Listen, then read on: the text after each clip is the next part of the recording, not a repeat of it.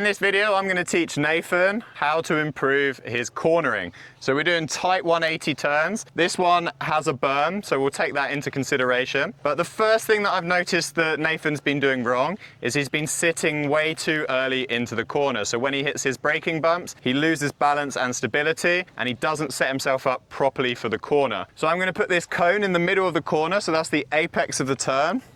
I reckon about here. And this is where I want you to sit down, Nathan. We want to stand steadily into the turn. As we get to the mid part of the turn, we want to sit down and we want to accelerate gently as we sit down at the same time. This corner is a little bit sandy with a berm, so it allows you to be a little bit more aggressive because the bank will hold you. So you're able to lean the bike over a little bit further, but the whole thing is about timing. So when we sit down at this point, we want to accelerate at the same time. When we sit down, what we do is we load the suspension of the bike, and that actually helps turn the bike around the turn. So you'll find if you're going fast, the bike wants to go in that direction, but by sitting down in the middle of the turn, that will help you turn and come out of that corner nice. So like you said, like coming into the corner, to the apex of the corner, sitting down at the right moment, which will push you around the corner. When I'm coming into this corner, with the clutch and the acceleration, I'm in second gear, am I coasting round even when I hit the apex and I sit down? Do I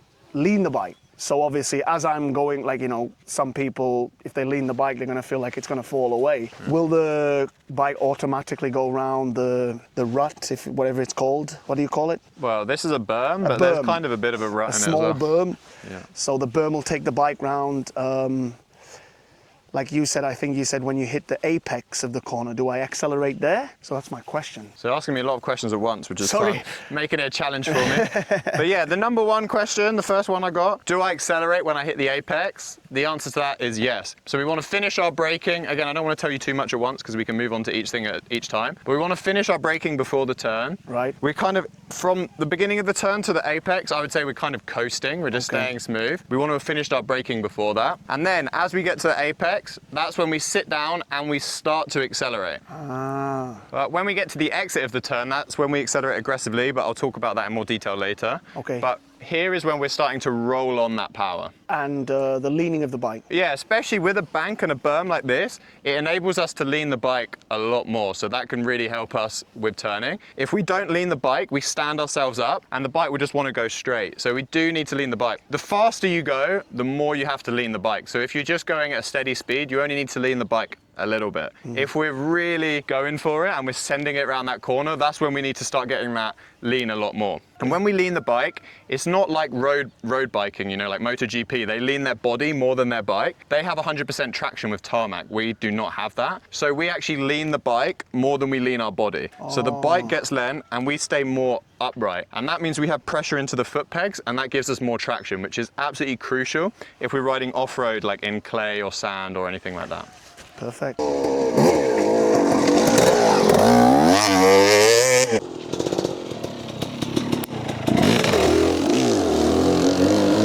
For his first attempt, that was pretty good. He sat down in the right place, but he did dab his foot. All right, Nathan, how did you find standing late into that corner? Mate, yes! What I realized I was doing before, I was sitting far too early before the corner and it was just throwing the bike everywhere. Like the bike just wanted to go whoom, straight over even on this flat corner. Yeah. And then I was standing from the apex and sitting, oh bro, wow! Looking good. I love it, bro. That was sick. I want to go again. Honestly, I was really impressed. Even his first one was pretty good, dabbed his foot a little bit, and then each one just got better and better, so good job, bro. Nathan. Thanks, bro. So we're going to try the same technique on this corner. It's a bit flatter. It's hard to kind of get your braking done because it's quite slippery going in. So let's see how Nathan gets on. Oh. Not bad. So you're doing the corner pretty good. It's a lot better than earlier, but something I would say to help you is you're dabbing your foot a lot. So you're becoming reliant on the balance or the lack of balance and then using your leg to save yourself. Yeah. So if you want to have your leg off, I would try and have it a lot higher up and point your leg where you want to go. That's going to help you get through that corner a lot nicer. Okay, right, good let's luck. try that then.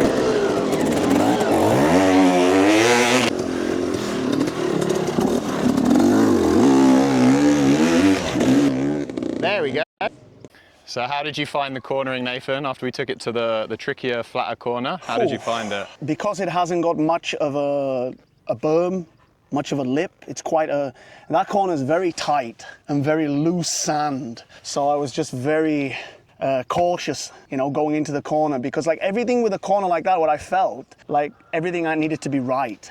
You know, my positioning, my speed, my braking, coming in and out of that corner. So yeah, it was quite a tough corner that I found it hard. But what about you, Benny boy? How did you find it? Yeah, so this is the embarrassing moment when the teacher makes excuses for his riding.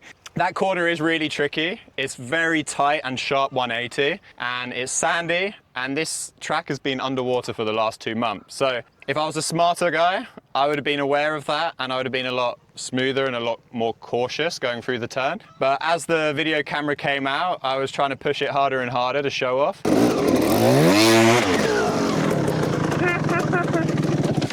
And yeah, lost traction on the rear tyre, so it just goes to show that you should always be aware of your terrain and be conscious and not push the bike past its limits. Even the most top riders always need to practice. If you enjoyed this video, check out my video on screen now. Thank you for watching.